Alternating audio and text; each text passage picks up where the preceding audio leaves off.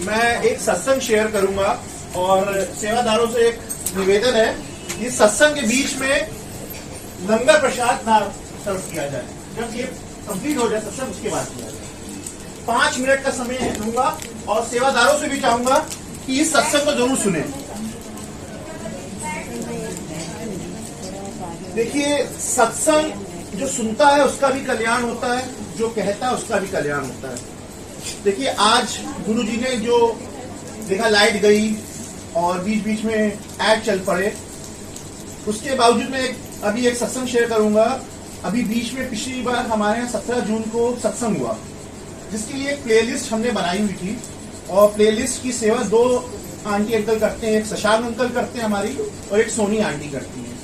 तो लगभग करीब 20 प्लेलिस्ट में जो हमने डिसाइड की थी वो प्लेलिस्ट नहीं चली और वो चली जो हमने पिछले सत्संग में चलाई थी। मतलब तो गुरुजी खुद डिसाइड करते हैं क्या चलता है, लेकिन इसके अलावा भी गुरुजी कुछ चीजें कहते हैं वो आप लोगों को अपने दिमाग में रखनी है।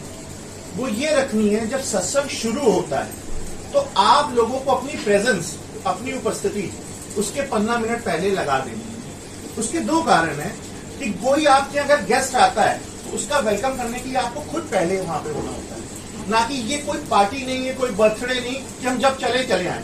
गुरु जी का सत्संग अगर 5 बजे का है तो आप लोगों को 4:45 पे यहाँ पहुंच जाना है। आप माइंड में लेके चलिए कि हमारा 4 बजे का सत्संग है, क्योंकि हमें किसी का, अगर आपके घर में कोई चीफ गेस्ट आ रहा होता है, मुख्यमंत्री आ रहा होता है, तो आप बाद में नहीं आते। तो ये आपके घर स्वयं शिव आए हैं, तो ये बर्थडे नहीं है, कोई सेलिब्रेशन नहीं। जब हम चले आए उससे क्या होता है, जब सेवादार आपको दोबारा आके चाय सर्व करता है, जो संगत बैठी होती है तो उसका कॉन्सेंट्रेशन बिगड़ता है। और जो सत्संग के अलावा सबसे बड़ी जो मेडिसिन होती है, मैं सभी सेवादार आप लोगों से एक निवेदन करूंगा, भले समझ में आते हो ना समझ में आते हो, प्लीज ये भजन मत लगाइए। ये भजन नहीं गुरु जी को पसंद, गुरु जी को शब्द। शब्द, what is the difference between the शब्द एंड भजन? शब्द हमारी गुरुवाणी किताब में लिखे हुए हैं, उसको जब हम पढ़ते हैं वो हमारी एक मेडिसिन का काम करती है, वो हमारे क्योर करती है बॉडी।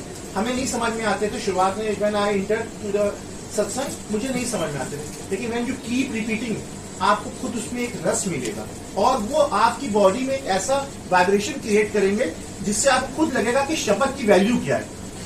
दूसरी चीज, प्लेलिस्ट को पहले चेक कर लीजिए कि हमें कुछ जो लगाने हैं। फ्लाइट मोड पे लगा लीजिए। देखिए, चलाते तो गुरु जी हैं, लाते भी गुरु जी हैं। हम हर चीज गुरु जी को ब्लेम नहीं करेंगे कि भाई हम लाए लेट क्योंकि गुरु जी ने हमें एक आदेश दिया, हम क्योंकि चलाई वो क्योंकि गुरु जी के आदेश हुआ। हमें ये चीज का एक डेकोरेम गुरु जी का मेंटेन करना है। मैं आमतौर पर देखता हूँ सौरभ अंकल हमेशा मोबाइल मोबाइल मोबाइल कहते हैं। जो सबसे बड़ा प्रोटोकॉल है गुरु जी का एक डिसिप्लिन है कि बिफोर गुरु जी के आने से पहले आप लोग एंट्री हो जाने हैं। और क्योंकि वो एंट्री जो बाद में होती है, वो अगर नहीं टाइम है तो आप मत जाइए, गुरु जी को वही मत्था टेकिए घर पे, लेकिन कोशिश करिए 5 बजे का समय है तो हमें 4 बजे मान के चलना है। हम 1 घंटा ट्रैफिक का लेके चलेंगे। आ जाइए, अगर आपको उपस्थिति हो सकता है सेवा मिल जाए। इसी के साथ मैं अपनी बात समाप्त करता हूँ। जय गुरु। मैं नहीं बोलती कि मुझे काफी लोगों ने बोला कि हम लोग बैठते हैं, जब हम लोग गुरुद्वारे जाते हैं या हम लोग मंदिर जाते हैं तो सर में पल्ला रहता है, गुरु जी के आगे हाथ जोड़ते हैं, बैठते हैं। मगर संजय जी, जब आप सत्संग में आए हैं तो सर में पल्ला रख के बैठे या रुमाल बांध के बैठे। जो जेंट्स लोग हैं वो रुमाल बांधे और जो लेडीज है वो सर में पल्ला, क्योंकि हम लोग उनके शब्द सुनाते हैं।